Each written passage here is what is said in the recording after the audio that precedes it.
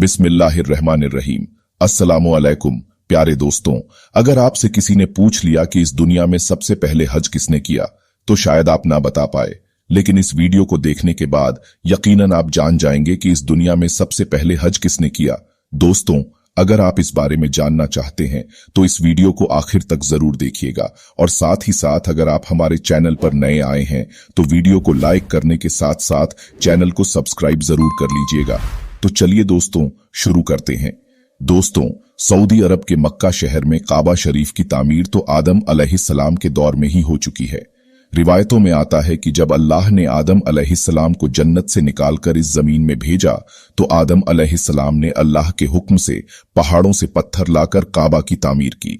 लेकिन उसके हजारों साल बाद जब हजरत नूह अलैहिस्सलाम के जमाने में जो भयंकर तूफान आया था तो उस तूफान में काबा शरीफ का ढांचा भी ढह गया था, मगर उस तूफान में भी काबा की बुनियाद बाकी रही।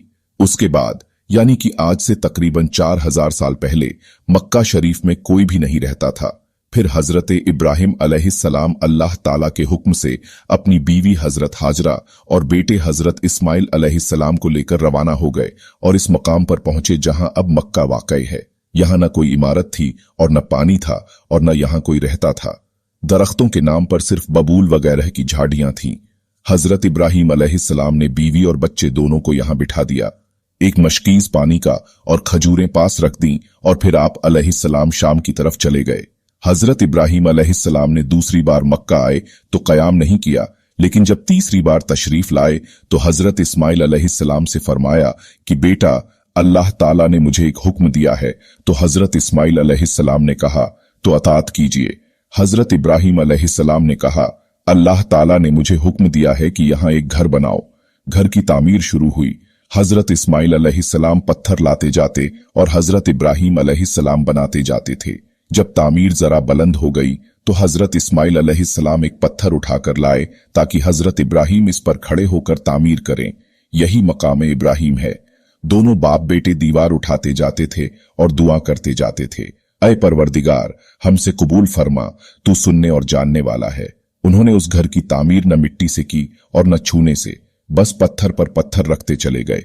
न उसकी छत बनाई न दरवाजा। बाद में अलग अलग जमानों में फिर बैतुल्लाह की तामीर हुई। कुरैश ने भी तामीर की और उनके बाद भी हुई। कहते हैं उस वक्त हजरत इस्माइल अलैहिस्सलाम की उम्र 20 साल थी। हजरत इब्राहिम अलैहिस्सलाम ने बैतुल्लाह के पहलू में हजरत इस्माइल अलैहिस्सलाम की बकरियों का बाड़ा बना दिया था और इस पर पहलू की छत डाल दी थी। पहले बैतुल्लाह की जगह एक सुर्ख टीला था। अक्सर सैलाब इधर उधर से इसे काटता रहता था। जब हजरत इब्राहिम अलैहिस्सलाम तामीर काबा से फारिग हुए तो हजरत इस्माइल अलैहिस्सलाम से एक ऐसा पत्थर लाने को कहा जो तवाफ की शुरुआत के लिए निशानी के तौर पर इस्तेमाल हो सके।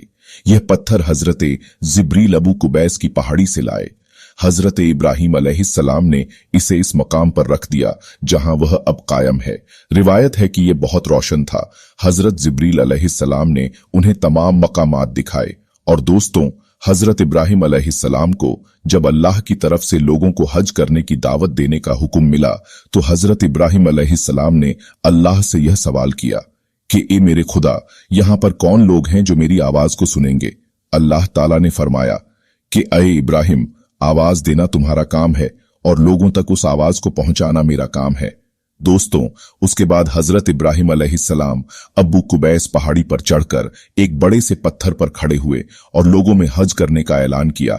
ऐ लोगों, अल्लाह ताला ने एक घर बनाया है और तुम पर हज फर्ज किया है, लिहाजा तुम अपने परवरदिगार की आवाज पर लब्बैक कहो। तो अल्लाह ने हजरत इब्राहिम अलैहिस्सलाम की उस आवाज को इतना बुलंद कर दिया कि उस आवाज को दुनिया के हर इंसान ने सुना। यहां तक कि पेड़ पौधों को भी वह आवाज सुनाई दी, जिसकी वजह से पहाड़ और पेड़ पौधों में भी यह ख्वाहिश हो गई कि वे भी अल्लाह के इस पाक घर की जियारत करें। अल्लाह ताला ने हजरत इब्राहिम अलैहिस्सलाम को यह हुक्म दिया कि वो इस घर को रूकू और सजदा करने वालों के लिए पाक साफ रखें। उलमाए इकराम के मुताबिक हजरत इब्राहिम अलैहिस्सलाम के इस ऐलान के बाद से ही हज की शुरुआत हुई और सबसे पहला हज भी हजरत इब्राहिम अलैहिस्सलाम ने ही किया। ताहिरुल करवी, जिनकी इस किताब को अब्दुस समद सारण ने उर्दू में मुंतकील किया है, लिखते हैं कि हजरत अब्बास की रिवायत के मुताबिक रसूलुल्लाह सल्लल्लाहु ताला अलैहि व आलिहि वसल्लम ने फरमाया, अल्लाह के इस घर पर हर दिन रात में अल्लाह की 120 रहमतें नाजिल होती हैं, 60 तवाफ करने वालों के लिए, 40 नमाजियों के लिए और 20 अल्लाह के घर को देखने वालों के लिए। हजरत हस्सान बिन अतिया फरमाते हैं कि हमने रसूलुल्लाह सल्लल्लाहु ताला अलैहि वसल्लम की इस कौल पर गौर किया। मालूम हुआ कि यह सब रहमतें दर हकीकत तवाफ करने वाले के लिए हैं कि वह तवाफ करता है, नमाज भी पढ़ता है और काबा की तरफ देखता भी है। किसी ने क्या ही अच्छा कहा है, खाना काबा में तरह तरह की फजीलतें हैं, घर वाला ही उन्हें जानता है। जो कोई यहां अपनी खताओं से डर कर आया, अल्लाह उसकी हिफाजत करता है। ताहिरुल करवी लिखते हैं कि खाना काबा 11 बार तामीर हुआ है। हजरत आदम अलैहिस्सलाम ने बनाया, हजरत शीश अलैहिस्सलाम ने तामीर किया, हजरत इब्राहिम अलैहिस्सलाम ने तामीर किया, अमालका ने बनाया, जुरहुम ने तामीर किया, कसी ने तामीर किया, कुरैश ने बनाया, अब्दुल्लाह बिन जुबैर रदियल्लाहु ताला अन्हु ने तामीर किया, हज्जाज बिन यूसुफ ने बनाया, फिर सुल्तान मुराद ने बनाया जो आले उस्मान में से था। कुरैश की जानिब से तामीर नौ रसूलुल्लाह सल्लल्लाहु ताला अलैहि वसल्लम के जमाना में हुई थी। कुरैश ने तामीर के लिए जो हलाल माल जमा किया था वह काफी नहीं था, इसलिए हजूर की तरफ 6 हाथ एक बालिस्त जगह कम कर दी गई थी। हजूर के पीछे एक छोटी सी गोल दीवार बना दी थी ताकि लोग इसके बाहर तवाफ करें। काबा के अंदर उन्होंने 2 सफों में 6 सुतून रखे थे जिस पर छत थी। इससे पहले काबा पर छत नहीं थी, दरवाजा एक रखा था। छत की बुलंदी 18 हाथ थी।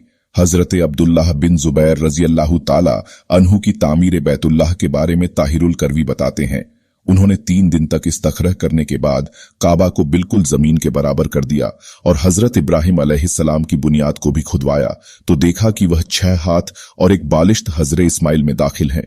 लिहाजा आपने उन्हीं बुनियादों पर तामीर की। ऐसा उन्होंने हजरत आयशा रदियल्लाहु ताला अन्हा की एक हदीस की बिना पर किया। हजरत जुबैर रजियल्लाहु ताला अन्हो ने काबा की बुलंदी 27 हाथ रखी ताकि अर्श के मुनासिब हो जाए। एक दरवाजा दाखिले के लिए और एक बाहर जाने के लिए बनाया। दोनों दरवाजे सतह जमीन के बराबर थे। हर दरवाजे की लंबाई 11 थी और 2 पट थे। आपने काबा के 4 सुतून बनाए। आपके जमाने में ये चारों सुतून चूमे जाते थे। आपने रुकने शामी की जानिब एक जीना ऊपर जाने के लिए बनाया था और उसे सोने से मुज़य्यन किया था। छत पर परनाला रखा था जो हजर में गिरता था। जिस दिन काबा शरीफ की तामीर मुकम्मल हुई वो दिन अजीब था। उस दिन बहुत से गुलाम आजाद किए गए और बहुत सी बकरियां ज़िबह की गईं। हजरत जुबैर नंगे पांव निकले। आपके साथ बहुत से कुरैश भी बरहना पांव थे।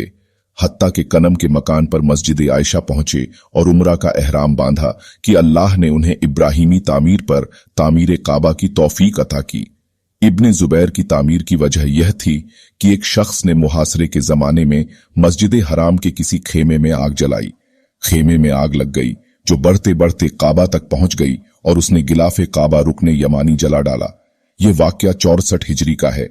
10 साल बाद 74 हिजरी में हज्जाज बिन यूसुफ ने इस बिना पर कि इब्ने जुबैर ने काबा में इजाफा किया था और एक दरवाजा मजीद बना दिया था, उसे गिराकर कुरैश की तामीर के मुताबिक कर दिया।